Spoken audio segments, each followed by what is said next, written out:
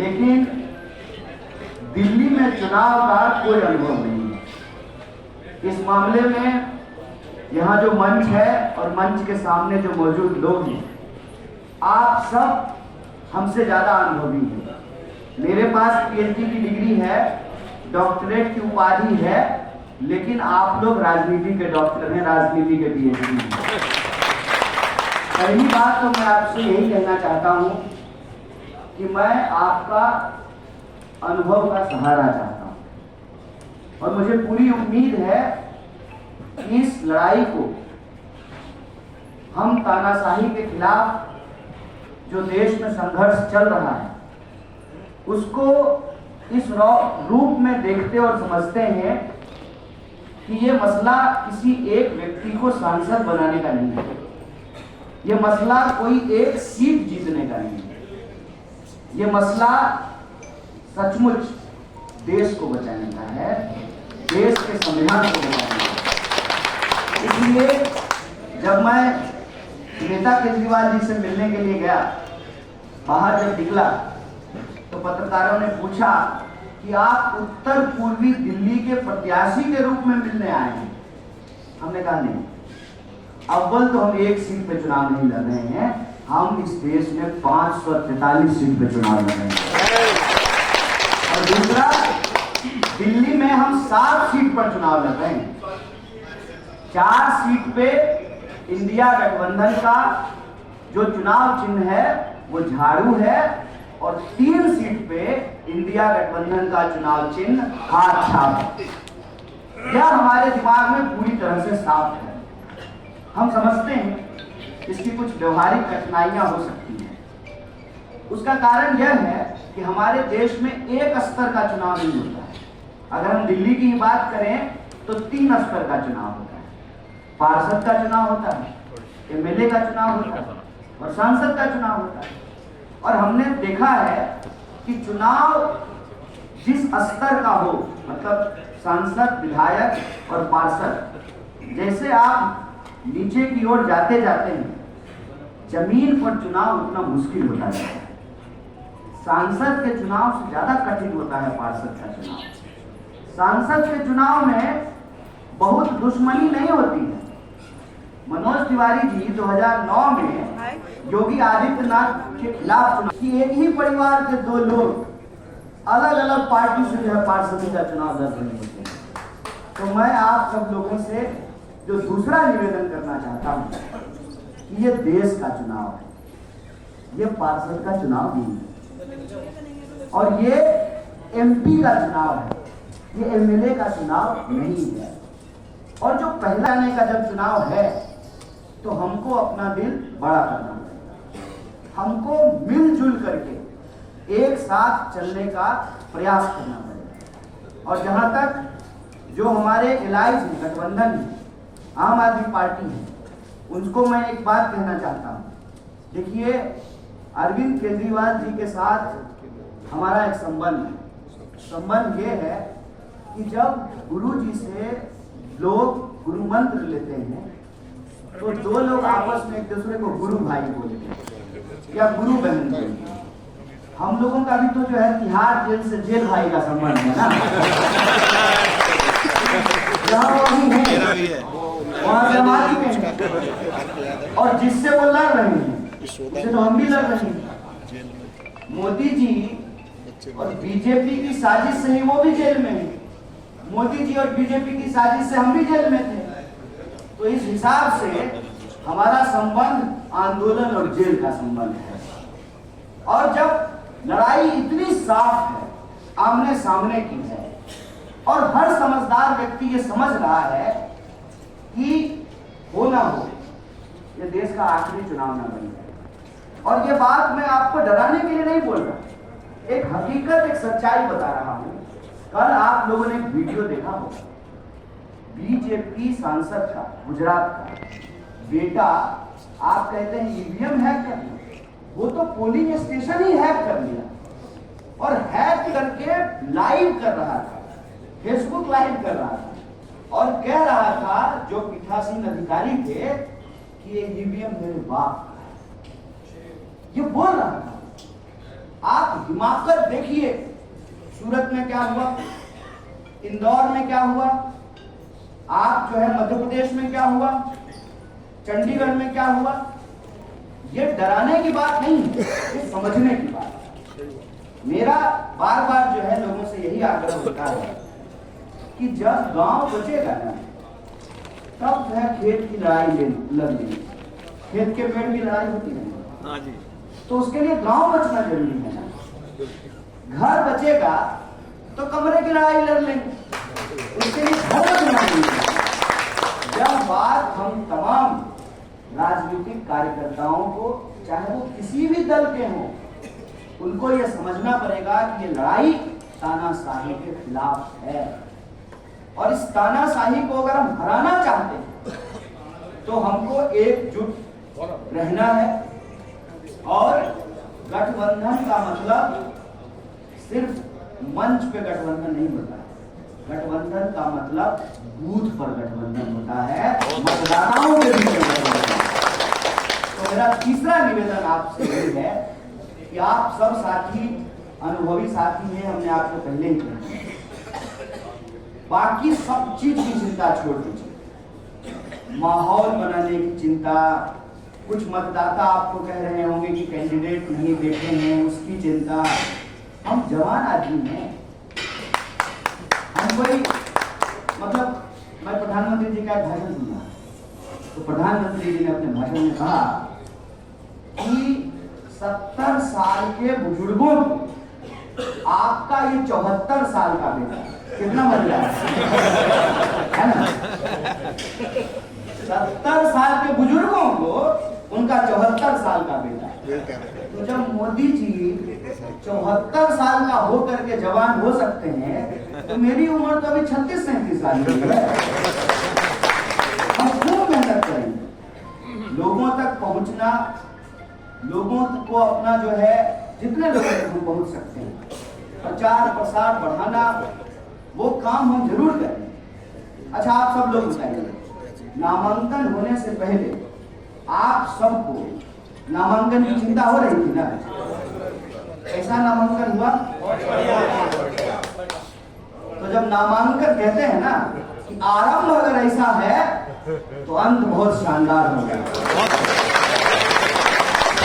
आपसे मैं तीसरा निवेदन कर रहा हूं कि आप बूथों की तैयारी करें, सब कुछ छोड़ करके, सब कुछ छोड़ करके आपका पूरा ध्यान इस बात पे होना चाहिए कि हमारी बूथ की तैयारी मजबूत हो।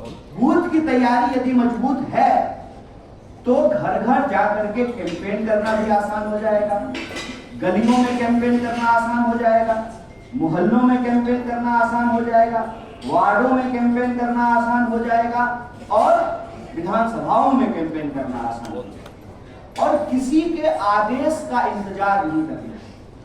एक बात बताइए, घर में आग लग जाती है तो आप इंतजार करते हैं कि मम्मी कहेगी तब बुझाएंगे? नहीं करते ना। प्रोटोकॉल अपनी जगह है, पार्टी की हायरार्की अपनी जगह है, लेकिन यह बात तो दल से ऊपर चली गई है ना।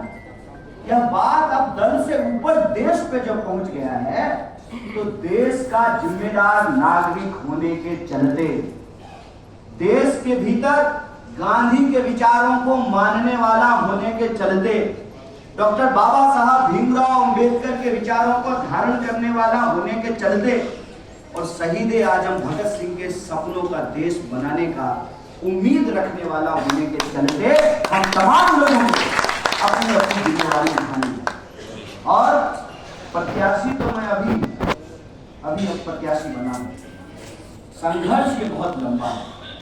आखिरी बात बोल करके अपनी बात समाप्त करूंगा।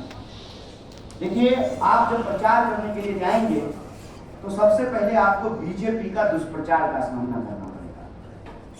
सबसे पहली बात आपको यह समझनी है कि बीजेपी का लोग ही मेरे खिलाफ दुष्प्रचार करता है। जो भी झूठ बोला जाता है वो किसी भाजपा के द्वारा ही बोला जाता है।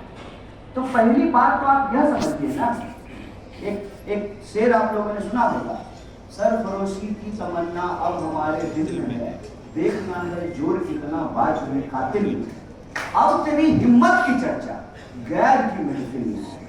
देश में 543 सीट है, प्रधानमंत्री अगर आपके प्रत्याशी का नाम ले रहा है तो आपकी जीत तो वैसे ही होगी। इस सीट को हॉट सीट कौन बनाता है? बीजेपी। सीट को हॉट सीट भाजपा बनाता है। तो दुष्प्रचार तो वो कर ही देता है, झूठ वो फैला देता है, नफरत की आग वो लगा देता है। आपको मोहब्बत का गुलाब नहीं छेड़ना। हमको घर घर कौन नहीं पहुंचाया? हमको घर घर प्रधानमंत्री जी ने पहुंचाया। हमको घर घर कौन पहुंचाया?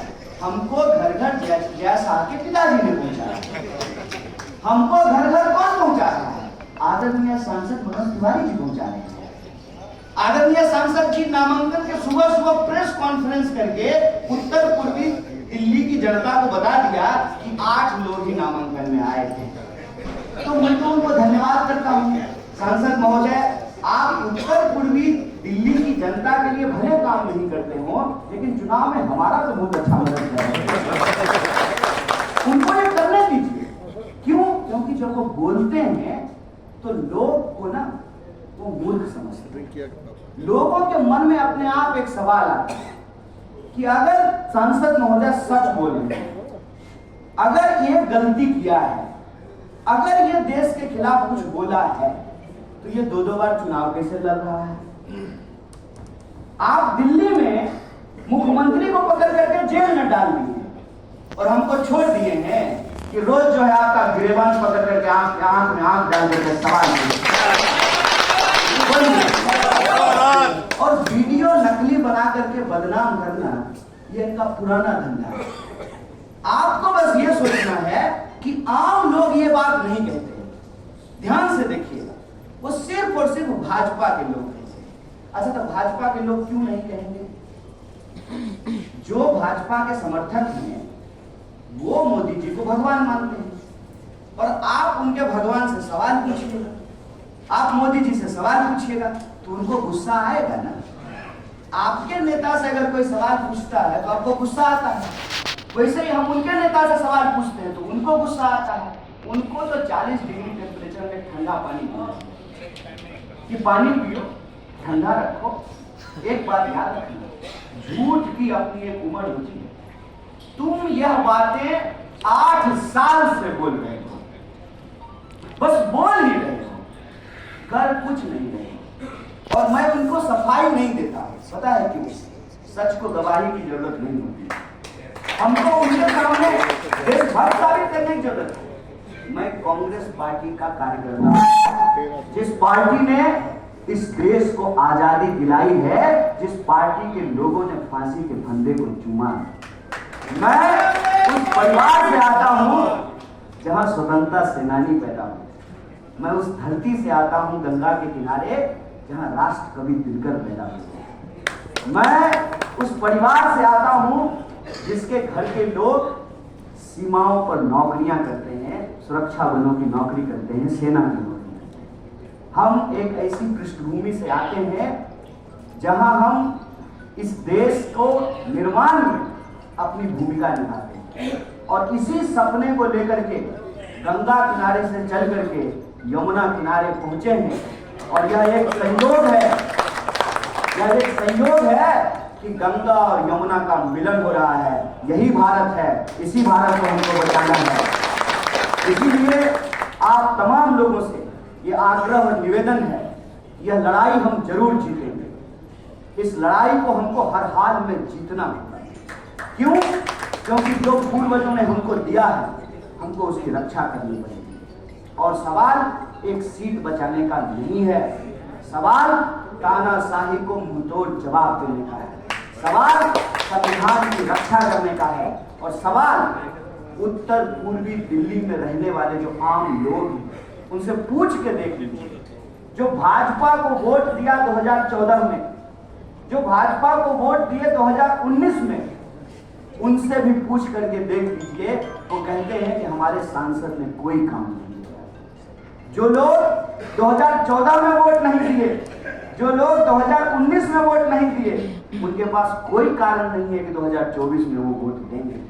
हमको उन लोगों को एकजुट करना है जो परिवर्तन करना चाहते हैं, और उनको ये कहना है कि अगर आप सांसद से नाखुश हैं तो आपके पास एक विकल्प है, और इंडिया अलायंस एक विकल्प लेकर के आया है।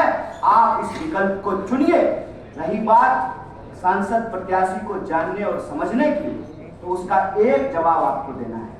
कहना है कि आप सांसद प्रत्याशी से भले नहीं मिले, हमसे मिले हैं ना, हमसे मिले हैं, हम पर विश्वास जताते हैं। हम आपकी गली में रहते हैं, हम आपके मोहल्ले में रहते हैं, हम आपकी कॉलोनी में रहते हैं। मैं गारंटी लेता हूं, लड़ने वाला बच्चा है हमारे हक और अधिकार के लिए। और मैं तमाम मतदाताओं से एक बात का भरोसा देता हूं, जो भी इस क्षेत्र की समस्याओं की जानकारी हमको मिल रही है। कल जब मैं करावल नगर था तो लोगों ने मुझे दो समस्याएं बताई। एक कि पुस्ता रोड जो है वो डबल लेन, वो जो है 4 लेन होना चाहिए, वो सिंगल रोड है। दूसरा समस्या लोगों ने बताया कि अंडरपास होने की वजह नहीं होने की वजह से घूम करके उत्तर प्रदेश से घूम करके दिल्ली में आना पड़ता है। इसी तरह से हम जिस भी विधानसभा में जा रहे हैं उस विधानसभा की समस्याओं को इकट्ठा करते हैं। जैसे मैं बुरारी गया तो बुरारी की सबसे बड़ी समस्या क्या है? देखिए, ये मुझे कहते हैं टुकड़ा टुकड़ा, लोगों के सपनों को तोड़ रहे हैं, लोगों के घरों के ऊपर बुलडोजर चला रहे हैं। बुरारी के भीतर जो दादागिरी है डीडीए की, खून पसीने की कमाई से लोग घर बना ले रहे हैं, लेकिन जो उनको बिजली का कनेक्शन नहीं मिल रहा है। शराब के नाम पर जो ठेकेदारी चल रही है, जो अवैध बदमाशियां चल रही हैं, मैं आप लोगों से वादा करता हूं, उत्तर पूर्वी दिल्ली के लोग समर्थन करें।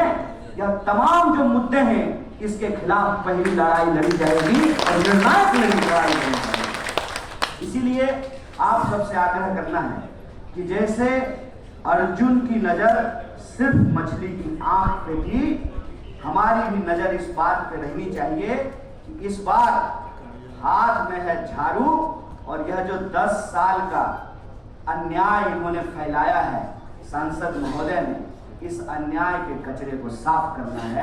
इसी अपील के साथ और इस बार पुनः आप तमाम कार्यकर्ता नेता जो यहाँ इस बैठक में आए हैं, आम आदमी पार्टी के, कांग्रेस पार्टी के और इंडिया गठबंधन के दूसरे दल के, सबको जो है बहुत बहुत आभार, बहुत बहुत धन्यवाद।